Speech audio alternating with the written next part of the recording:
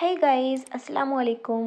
आपको मैं कहती हूँ अपने चैनल पे खुश आमदीद। उम्मीद करती हूँ कि आप सब होंगे बिल्कुल खैर खैरियत से, और ये दुआ करती हूँ कि अल्लाह ताला आपकी ज़िंदगी में मज़ीद आसानियाँ पैदा करते रहें और जितनी भी मुश्किलें हैं उन सबको दूर भगा कर ले जाएं, और अल्लाह ताला आपको खुशो खुर्रम रखें। तो छोटी सी रिक्वेस्ट है, अगर आपने मेरे चैनल को अभी तक सब्सक्राइब नहीं किया तो भाई जल्दी से कर दो ना सब्सक्राइब। और हाँ, अगर मेरी वीडियो अच्छी लगे तो जाते जाते लाइक ज़रूर करके जाइएगा। आप यकीन करें, आपका एक सेकंड नहीं लगना, लेकिन आपकी बहन का काम बन जाएगा। तो चलिए चलते हैं और शुरू करते हैं आज की एपिसोड। क्या हो रहा है यहाँ? वो जो दुआ से फारिग हुए ही थे कि मलिक आशिर की गरजदार धाड़ सुनकर उसकी जानिब मुतवज्जो हुए। मलिक आशिर के आदमी ने उसे दुराब और महमल के निकाह की खबर दे दी थी। तभी वो आते ही भड़का था। दुर्राब, तुम्हारी हिम्मत भी कैसी हुई मेरे खिलाफ जाने की? वो भिपरे हुए शेर की तरह गुर्राया था। महमल आराम से सोफे पर टेक लगाए बैठ गई और आंख से दुर्राब को इशारा किया। लो, आ गया मुच्छड़, अब करो सामना। दुर्राब चेहरे पर संजीदा तासुरात सजाए उठकर खड़ा हो गया। मैंने कुछ नहीं किया, ऐसा उन्होंने कहा था करने को। मौलाना साहब अपने निकाह वाला रजिस्टर कपकपाते हाथों से सीने से लगाते हुए लड़खड़ाती हुई आवाज़ में मुल्तजी लहजे में बोले, आप जाओ यहाँ से। दुराब ने मौलाना साहब से सर्द लहजे में कहा। आज़ादी का परवाना मिलते ही मौलाना साहब के चेहरे पर छाई परेशानी पल भर में काफूर हो गई और डगमगाते हुए कदमों से बाहर की जानिब भाग गए। मैं तुम्हारे खिलाफ नहीं गया, बस जो दिल ने कहा वही किया। तुम्हारे खिलाफ जाने की हिम्मत थी मगर दिल के खिलाफ जाने की नहीं। मुझे अपने यार पर भरोसा था कि वो अपने यार की खुशियों के दरमियान नहीं आएगा, इसीलिए तुझसे बिना पूछे इतना बड़ा कदम उठाया। मैंने हर कदम पर साया बनकर तेरा साथ दिया, तो क्या तू मेरे लिए इतनी छोटी सी कुर्बानी नहीं दे सकता? दुर्राब अफंदी ने उसे अपने जज्बाती लफ्ज़ों के जाल में फंसाया था। मलिक आशिर के चेहरे को तने हुए नुकूश उसकी गहरी बातों से ढीले पड़ने लगे थे। तू जानता था मुझे इस लड़की के ज़रिए उससे बदला लेना था। मलिक आशिर की आवाज़ में अभी भी तल्खपन नुमाया था। वो कुछ याद आने पर बोलते हुए रुक गया। ठीक है, अब तो बदला लेने की वजह ही नहीं रही। मलिक आशिर धीरे से ज़ेरेला बड़बड़ाया। वो वैसे भी अब इस लड़की से निकाह नहीं करने वाला था, बस डरा धमका रहा था कि वो इस प्रॉपर्टी को वापस मत मांगे। क्या हुआ, सब ठीक है ना? दुर्राब ने उसे गहरी सोच में गुम देखकर उसके पास आकर पूछा। मलिक आशिर अपनी पोरों से कनपट्टी को सहला रहा था। जिस भी रात से आज पर्दा उठा था वो तो उसके वहमो गुमान में भी नहीं था। जिसे वो आज तक अपना दुश्मन समझता रहा था और उसकी बहन से भी कहीं न कहीं उसका बदला लेता रहा था, वो तो असल में उसकी बहन थी ही नहीं। वो उस वक्त एहसास नदामत से चूर था, मगर इतनी जल्दी किसी के सामने झुक जाना मलिक आशिर की फितरत में शामिल ही नहीं था। हाँ, मगर कुछ ढीलापन उतरने लगा था उसमें। दुर्राब, तुम जाओ यहाँ से और इस लड़की को भी ले जाओ। फिलहाल मैं कुछ देर अकेला रहना चाहता हूँ। वो गिरने के अंदाज में सोफे पर बैठ गया। महमल भी उसकी काया पलट पर शशदर सी देखने लगी। तेरा ध्यान किधर है कि तेरा हीरो इधर है? उसने महमल का हाथ पकड़कर उसे अपनी जानिब मुतवज्जो किया। महमल ने उसकी पसलियों में कोहनी मारकर उसकी गिरफ्त से अपना हाथ आज़ाद करवा दिया। वो कुर्राह कर 2 कदम पीछे हुआ तो महमल मुस्कुराते हुए बाहर निकल गई। तुम लोग भी जाओ यहाँ से और दरवाज़ा बाहर से बंद कर देना, उसने दुर्राब और महमल के बाहर निकलते ही अपने आदमियों से कहा। तुम शोहर बनकर कुछ ज़्यादा ही नहीं रौब जमा रहे? वो दोनों साथ साथ चलते हुए बाहर गाड़ी तक आए तो महमल ने पलटकर उसे कड़े तेवरों से घूरते हुए तड़क कर कहा, ओए शेरनी। दुर्राब ने उसे खींचकर गाड़ी के बोनेट पर गिराया और उसके दोनों तरफ अपने बाजू रखकर उसकी फरार की तमाम राहें मसदूद करते हुए जुमानी अंदाज में बोला, रोब कहाँ, हम तो होंठों पे होंठ जमाना चाहते हैं। जैसे अंदर है, जैसे अंदर कबूल है कहा था, अब भी खुलकर कहो ना कबूल है।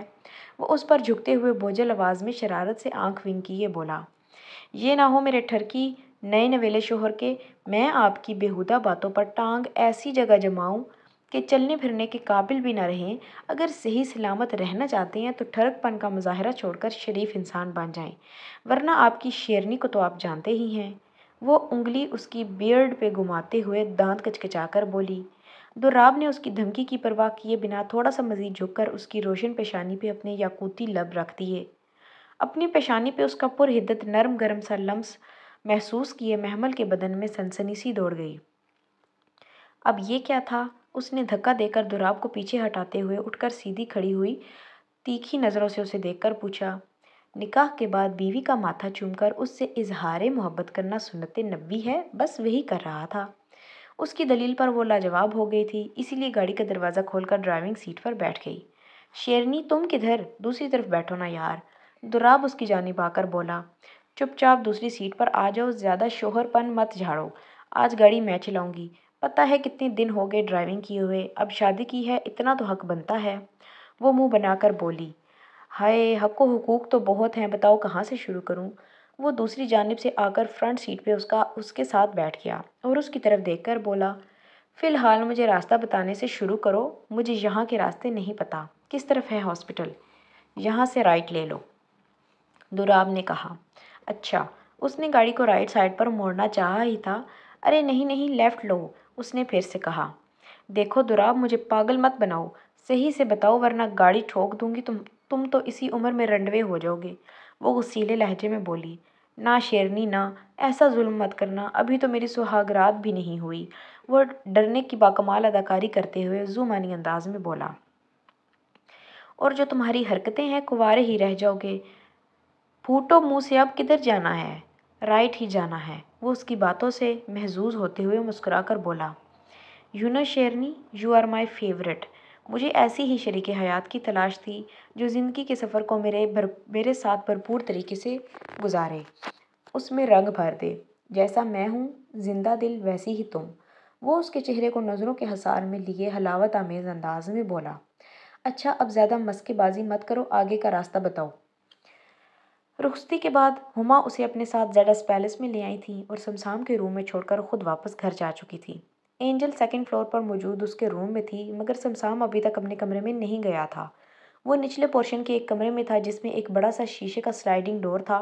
وہ صرف پینٹ اور بلیک ویسٹ میں موجود، لبوں میں سگریٹ دبائے گہرے اضطراب میں مبتلا دھواں پھونک رہا تھا، چہرے پر پتھریلے تاثرات سجائے اتنے ٹھنڈے موسم کی پرواہ کیے بنا جنوری کی سرد ٹھٹھرا دینے والی رات میں بنا گرم کپڑوں کے یوں ہی کھڑا تھا، جیسے یہ سرد ہوا کے منجمد کر دینے والے تھپیڑے اس کا کچھ بھی نہیں بگاڑ پا رہے تھے۔ اس نے گل رخ کی شکل کی لڑکی سے نکاح تو کر لیا تھا، مگر آگے کے مراحل کا سوچ سوچ کر اس کی روح فنا ہو رہی تھی۔ وہ جو آج اصل میں نہیں ہے پھر بھی ہے، آج یوں محسوس ہو رہا ہے جیسے اداسی ہوا میں گھلی ہوئی ہے اور ہر بار سانس لینے پر اداسی کے جھونکے بدن میں گھر کر رہے ہیں۔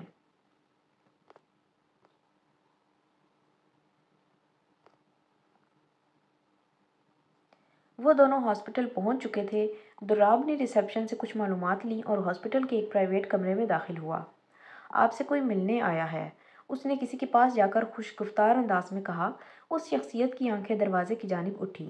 جیسے ہی محمل اندر آئی، سامنے اپنے بابا کو ہاسپٹل کے ایک کمرے کے بستر پر لیٹے دیکھ کر اس کی آنکھوں میں نمی گھلنے لگی۔ وہ بھاگنے کے انداز میں ان کی طرف آئی اور ان کے سینے سے لپٹ کر دھواں دار رونے لگی۔ بابا، آپ ٹھیک ہیں نا؟ پتہ ہے ہم نے آپ کو کتنا مس کیا، وہ لڑکھڑاتی ہوئی آواز میں گلوگیر لہجے میں بولی۔ ہارون شیخ کی آنکھیں آنسوؤں سے بھری ہوئی تھیں۔ انہوں نے بولنا چاہا مگر ان کی آواز نے ان کا ساتھ نہ دیا۔ میں ٹھیک ہوں، وہ کپکپاتی ہوئی آواز میں بولے۔ ان کی آواز ٹکڑوں میں بٹ رہی تھی اور ان کا ہاتھ بھی نہیں اٹھ رہا تھا کہ وہ اس کے سر پہ ہاتھ رکھ کر اسے تسلی کے دو بول کہہ سکیں۔ کیا ہوا ہے میرے بابا کو؟ اس نے اپنے گالوں پہ پھسلنے والے آنسوؤں کو پونچھ کر پلٹتے ہوئے پیچھے کھڑے دراب کو دیکھ کر اس سے پوچھا۔ ان کا ایکسیڈنٹ ہو گیا تھا، اس نے مختصراً بتایا۔ نائٹ ڈیوٹی تھی، نرس نے ہارون شیخ کو انجیکشن دیا تو وہ چند لمحوں میں نیند کی آغوش میں چلے گئے۔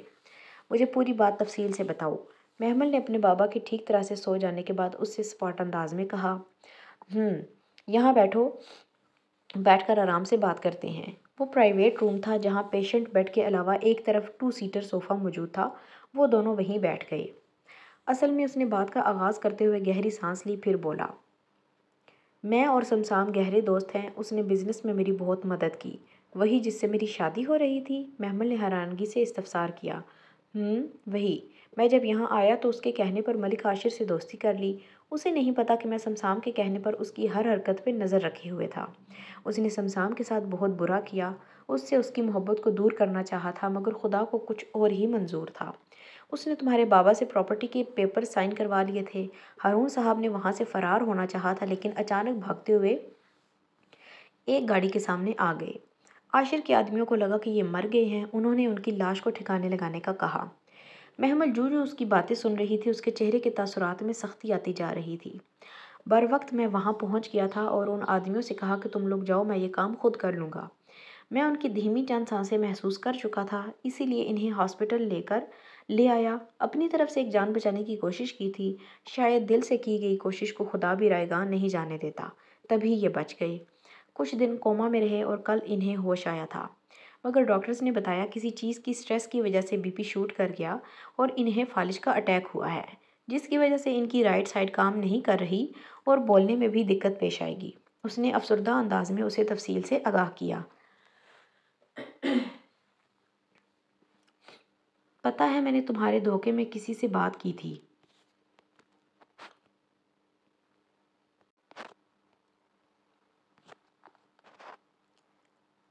پتہ ہے میں نے تمہارے دھوکے میں کسی سے بات کی تھی۔ دوراب کی بات پہ اس نے اسے خشمگین نگاہوں سے دیکھا۔ ایکچولی میں اسے تمہیں سمجھ رہا تھا، مگر اس کی شکل و صورت چاہے تمہارے جیسی تھی، لیکن میری شیرنی کی جیسی دھاڑ نہیں تھی۔ اس میں تو وہ تو بہت ڈرپوک قسم کی تھی، اور جب اس نے مجھے پہچاننے سے انکار کر دیا اور چہرے کے عجیب سے ریاکشن دیے تو پہلے تو مجھے بہت غصہ آیا کہ تم میرا فائدہ اٹھا کر اب مجھے پہچاننے سے انکار کر رہی ہو، مگر نہ جانے کیوں دل دماغ پر حاوی ہو گیا۔ دل کہہ رہا تھا یہ وہ نہیں، تبھی میں نے اس کا پیچھا کیا۔ وہ اس لڑکے کے ساتھ ہوٹل میں ٹھہری ہوئی تھی۔ پھر جب تم سمسام کی مدر کے ساتھ شادی کی شاپنگ کرنے کے لیے گئی تھی تب میں نے تمہیں دیکھا۔ میں تبھی سمجھ گیا تھا سارا معاملہ۔ اس نے مسکرا کر کہا۔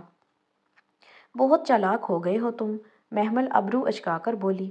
آپ کی صحبت کا اثر ہے، اس نے بھی یکلخت جواب دیا۔ اور بتاؤ، اس نے تفتیشی انداز میں کہا۔ کیا بتاؤں؟ وہ جان بوجھ کر اسے تنگ کر رہا تھا۔ اچھا ہوتا اسی سمسام سے شادی کر لیتی، بہت شارپ مائنڈ تھا اور تم سے ہینڈسم بھی۔ اس نے بھی اس کا دل جلانے کی کوئی کسر نہیں چھوڑی تھی۔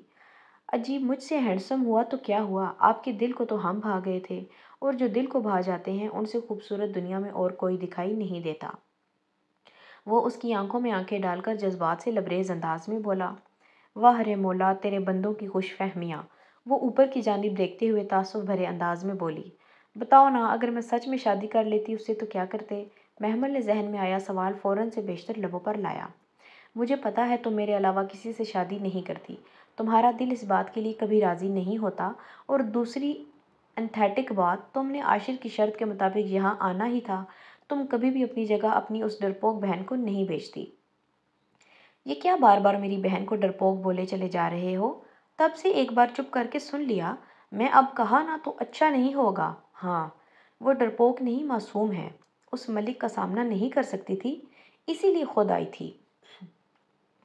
اپنے بابا کے لیے کوئی بھی بات ماننا پڑتی تو میں مان جاتی، لیکن آخری وقت میں تم نے یہاں پہنچ کر پانسا ہی پلٹ دیا۔ مجھے دوراب نکال کر کے یہاں بھیجا تھا تاکہ تم پہ نظر رکھوں، اور وہ رخصتی کے بعد یہاں پہنچ جائے گا۔ اسے کیا پتا تھا کہ میری تو بہت پہلے ہی سے ہی تم پر نظر تھی۔ وہ شرارت سے آنکھ ونک کیے بولا۔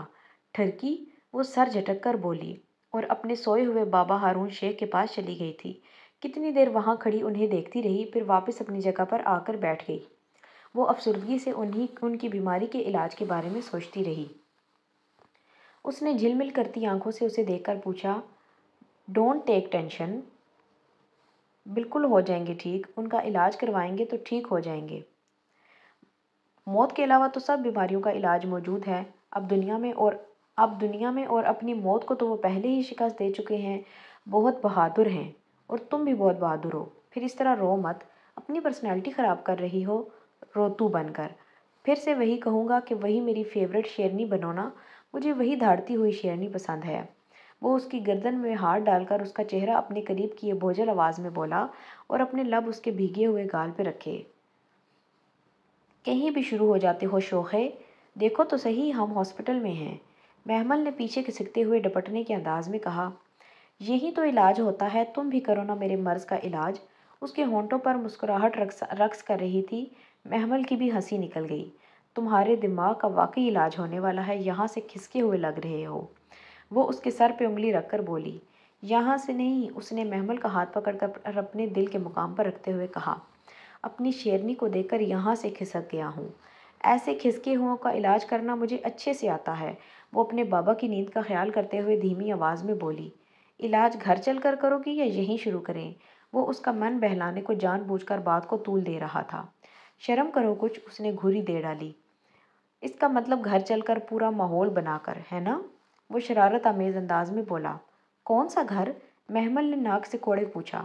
تمہارے شوہر کا گھر جو تمہارے بنا ویران ہے، اس نے شانے اچکا کر کہا۔ بہت بڑی چیز ہو تم، ہر بات میں اپنا مطلب۔ محمل نے تعصب سے سر ہلایا۔ جب تم سیدھے طریقے سے لائن پہ نہیں آؤ گی تو مختلف حربے آزمانے پڑیں گے نا، کیا پتا کسی سے کام بن جائے۔ چلو گھر چلتے ہیں، تمہارے ڈیڈ تو سو گئے دوائیوں کے اثر سے، اب صبح ہی اٹھیں گے، تب تک ہم واپس آ جائیں گے۔ دراب نے وہاں سے اٹھ کر کہا۔ نہیں دراب، میں اب بابا کو چھوڑ کر کہیں نہیں جاؤں گی۔ تم جاؤ آرام کرو، تھک گئے ہوگے، تم صبح آنا۔ ایسے کیسے تمہیں چھوڑ کر یہاں اکیلا چلا جاؤں؟ وہ پریشان کن نظروں سے اسے دیکھتے ہوئے گویا ہوا۔ کیوں، یہاں کیا ہونا ہے مجھے؟ تمہاری شیرنی کافی ہے سب کے لیے اکیلی ہی۔ وہ بھی اسے رخصت کرنے کے لیے اٹھ کر کھڑی ہوئی۔ یعنی کہ تم نے مان لیا کہ تم میری ہو؟ دراب نے روم میں لائٹ آف کیے نائٹ بلب روشن کیا، جس سے روم میں ملگجی سی روشنی پھیل گئی، اور ہاتھ اس کی کمر میں ڈال کر اسے اپنے بازو کے حصار میں لیا۔ قبول ہے، 3 بار کہا، اب اور کیا سننا چاہتے ہو؟ وہ جان بوجھ کر اسے الفاظ میں الجھا کر اس کی حالت کا حس اٹھانے لگی۔ 3 لفظ جو میں سننا چاہتا ہوں وہ کہو نا۔ وہ سرگوشی نما آواز میں اس کے کان کے قریب چہرہ کیے چاشنی بھرے انداز میں بولا۔ اپنا خیال رکھنا، وہ دھیمی آواز میں کہتے ہوئے کھلکھلائی۔ بہت ظالم ہو تم، وہ خفگی سے منہ پھلا کر بولا۔ شیرنی ظالم ہی ہوتی ہے، شادی سے پہلے سوچنا تھا، وہ اسے باور کروا رہی تھی۔ شادی کی پہلی رات ایسی ہوتی ہے کیا؟ اس کا چہرہ ابھی بھی پھولا ہوا تھا۔ اچانک کی گئی شادیوں کی پہلی رات ایسی ہی ہوتی ہے۔ وہ اس کی بازو کا گھیرا توڑنے کی کوشش کر رہی تھی۔ بیویوں کی رخصتی ہوتی ہے، اور یہاں دیکھو دنیا کی پہلی بیوی ہے جو شوہر کو رخصت کر رہی ہے۔ کسی بھی طرح سے یہاں سے چلا جائے، اس کا پیچھا چھوڑ دے، حالانکہ منہ دکھائی کا تحفہ بھی لے چکی ہے۔ وہ اس کی پیشانی سے اپنی پیشانی لگائے خفگی سے بولا۔ ایسی بات نہیں ہے، میں تمہارے آرام کے خیال سے کہہ رہی تھی۔ اسے ناراض دیکھنا محمل کو بھی اچھا نہیں لگ رہا تھا، تبھی نہ چاہتے ہوئے بھی بول پڑی۔ میں جانتا ہوں، ڈونٹ وری، اپنا خیال رکھو اور اپنے بابا کا بھی، میں صبح جلدی آ جاؤں گا۔ وہ اس کا ہاتھ دبا کر چھوڑتے ہوئے نرمی سے گویا ہوا تو محمل نے اس بات میں سر ہلا دیا۔ وہ روم سے باہر نکلنے لگا تھا کہ واپس پلٹ آیا۔ محمل نے حیران کن نظروں سے اسے دیکھا کہ اب کیا ہوا۔ وہ تیز قدموں سے چلتا ہوا اس کے قریب آیا اور اسے اپنی باہوں میں بھر لیا۔ "The best thing that ever happened to me is you", وہ دلکش انداز میں بولا۔ محمل نے ابھی اس کے گرد اپنی بازو باندھ دیے مگر لبوں پہ قفل رکھا تھا۔ اس کی اس پیش رفت نے دراب کے بدن میں طمانینت کی لہر دوڑا دی تھی۔ وہ مطمئن تھا آج اسے اس کی محبت محرم بن کر ہمیشہ ہمیشہ کے لیے مل گئی تھی۔ وہ اس کے ریشمی بالوں پہ لب رکھتے دھیرے سے خود سے الگ کرتے ہوئے پیچھے ہوا اور ہاتھ ہلاتا ہوا باہر نکل گیا۔ گاڑی میں آ کر بیٹھا تو اسے کچھ یاد آیا۔ اس نے اپنی پاکٹ سے موبائل نکال لیا۔